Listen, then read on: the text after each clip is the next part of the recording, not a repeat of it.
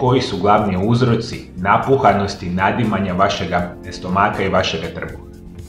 Mi kada govorimo o ovakvim vrstama problema, praktično u razvijenom modernom načinu života je prešlo u nešto što se naziva epidemija ovakvih vrsta problema. Razlozi su razno razni i vi ćete mene današnjoj emisiji jako dobro slušati. Krenut ću vam od onih najjednostavnijih i najblažih problema do onih izuzetno teških situacija koje ću vam govoriti tamo pred kraj same emisije.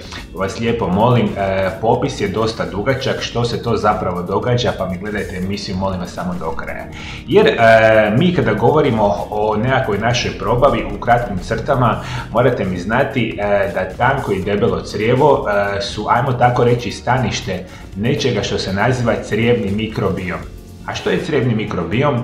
Tu govorimo o milijardama i milijardama stanica raznih vrsta malih mikroorganizama. Iz te perspektive govorimo o virusima, bakterijama, gljivicama i sličnim vrstama mikroorganizama i za lakše razumijevanje njih ćemo raščlaniti u dvije jednostavne vrste. Mi ovaj crijevni mikrobiom imamo dobru verziju, a to su dobri virusi, dobre bakterije, dobre gljivice i slično. S druge strane, kada je situacija lošija, onda se u našim crijevima ili probavi puno više manifestiraju oni loši mikroorganizmi, isto su loše bakterije, virusi i slično, koji mi želimo u našoj probavi jako malo. Jer mi kada gledamo o našem crijevnom mikrobiomu, on kad je zdrav, produktivan, dakle naša probava radi kako treba, ove zdrave bakterije i virusi i slično, dakle sadržavaju nekakvih 85 do 90% staništa crijevnog mikrobioma, a onih loših bi trebalo biti oko 10%.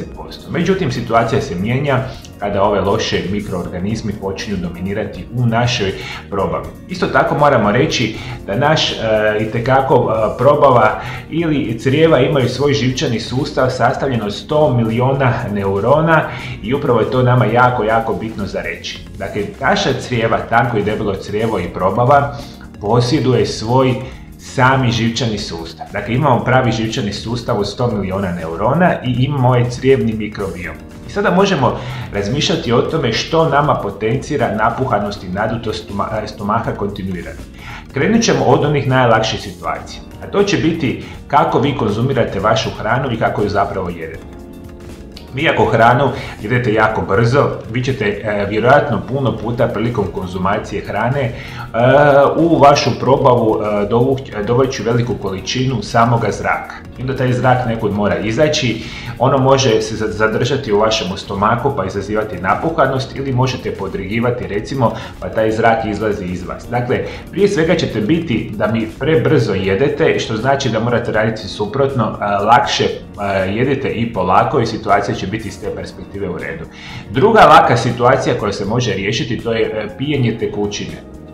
Isto se može dogoditi ako prebrzo i prenaglo pijete tekućine, da ćete opet uvući puno zraka u probavu, imat ćete ovoga tipa problema. Dalje što ću vam govoriti, specijalno govorimo o tome da je vaša hrana koju jedete prilično loša.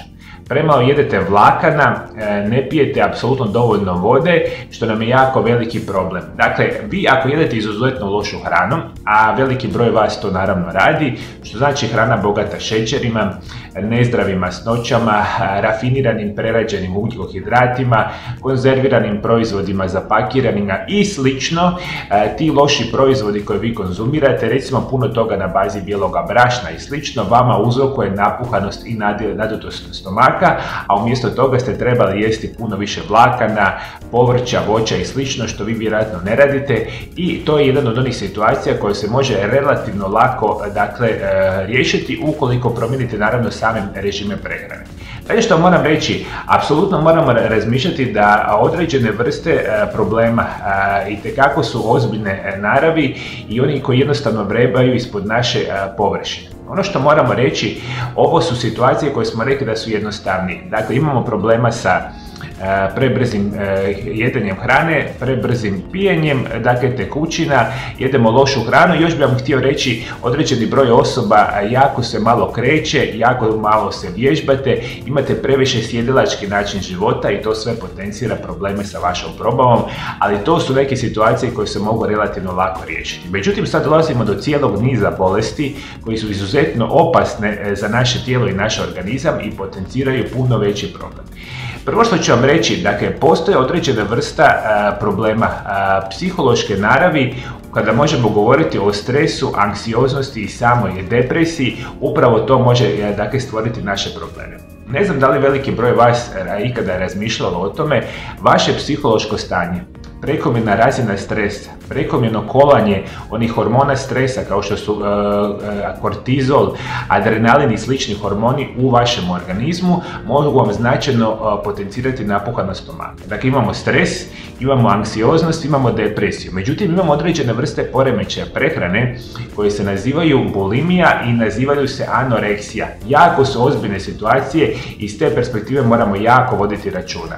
Poremećaj prehrane, bulimija i dakle anoreksija su jako ozbiljne situacije.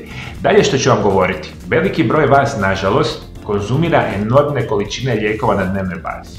Vi tome puno puta niste krivi, ponekad malo jeste, ali vi generalno gutate enormne količine lijekova. Veliki broj ovih lijekova potencijalno može značajno negativno utjecati na vašu probavu, pa možete posljedica svega toga imati problema sa napuhanošću i nadutošću stomaka. Dakle, lijekovi su nam jako ozbiljna situacija. Dalje što ću reći, dakle, postoji jedna vrsta bolesti koja se naziva sindrom iritabilnog crijeva. A što znači sindrom iritabilnog crijeva? To znači da vaše crijeva, specijalno govorim o onoj stijenki crijeva, ne funkcionira kako treba i posljedica svega toga vi razvijate razne vrste napuhanosti i nadutosti. Dakle, imamo jednu bolest koja se naziva sindrom iritabilnog crijeva. Drugu bolest koju ću vam reći, govorit ćemo specijalno o nečemu što se naziva Crohnova bolest. Crohnova bolest se najčešće događa upala stijenki crijeva, prije svega u dugom dijelu tankog crijeva i u prvom dijelu debelog crijeva.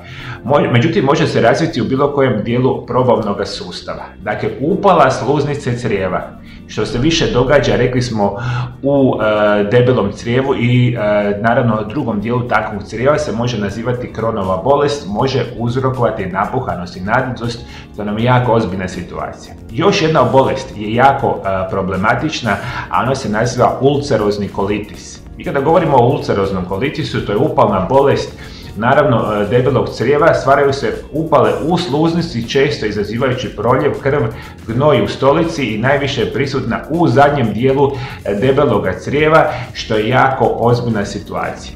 Crohnova bolest, ulcerozni kolitis. Ozbiljne situacije koje zahtijevaju pravilnu stručnu medicinsku pomoć. Dalje što ću vam reći, postoji određena vrsta problema kod svih vas koji imate kontinuiranu napuhanost i nadutost stomaka radi zadržavanja tekućina u vašem stomaku. Ima jedna jako ozbiljna bolest koja se naziva ascites, koja pod hitno zahtjeva naravno apsolutnu stručnu medicinsku pomoć, što moramo itekako voditi računa.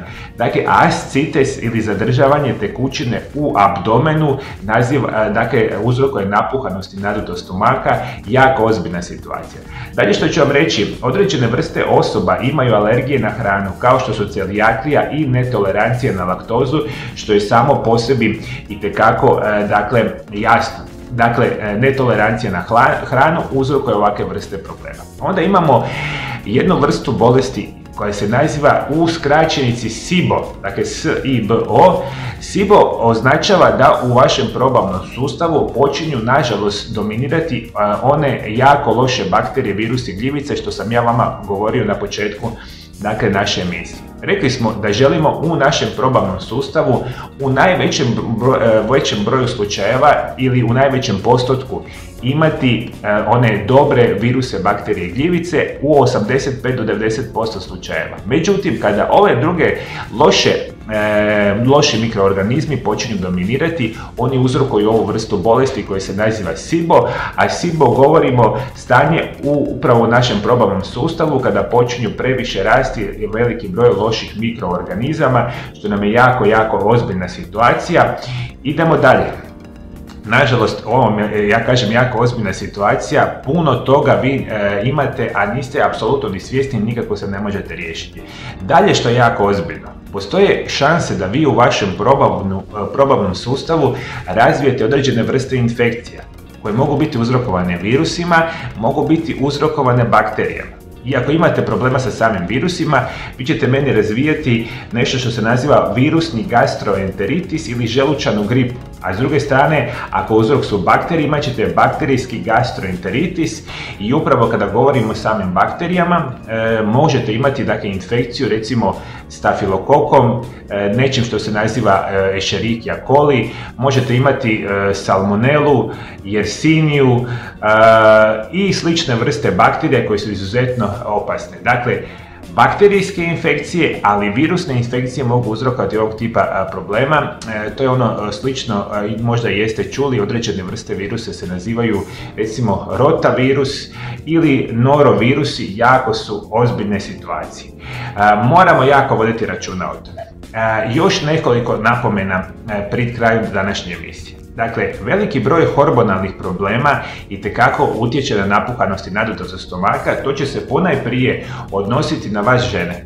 Vi žene kada ulazite u menopauzu ili ste u perimenopauzi, menopauzi ili postmenopauzi, nažalost dolazi do velikog broja disbalansa, ajmo tako reći, hormona u organizmu, specijalno onih spolnih hormona. I upravo disbalans, i govorit ću vam specijalno o estrogenu i progesteronu, može potencirati da vi imate za vrijeme ovakvih hormonalnih promjena probleme sa napuhanošću, nadutošću i isto se to zna dogoditi u predmenstruacijskom ciklusu radi promjene naravno hormona, da imate napuhanost, nadutost stomaka, što je samo po sebi jako razumljivo. I još ćemo reći, dakle, određene vrste bolesti štitnjače, gušterače, alergije, čak i manjak sna može uzrokovati ovakvu vrstu problematike, što je prilično učestalo. I za kraj ću vam reći ono najgore što se može dogoditi.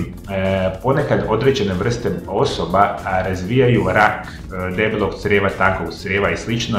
Nažalost, ovakve vrste raka i tumora su u izuzetno velikom porastu u današnjem svijetu. Ja sam o njima izuzetno puno puta i pričao. Sve ove vrste emisija, molim vas, pronađite ih na mom YouTube kanalu. Molim vas, puno toga je jako ozbiljno i zato se vi to nikako ne možete riješiti jer ne znate postaviti pravilnu dijagnozu ili nemate pravilnu dijagnozu. Moji gledatelji, moja nova ordinacija Mario Lab Centar Zagreb je otvorena na adresi Oreškovićeva 1.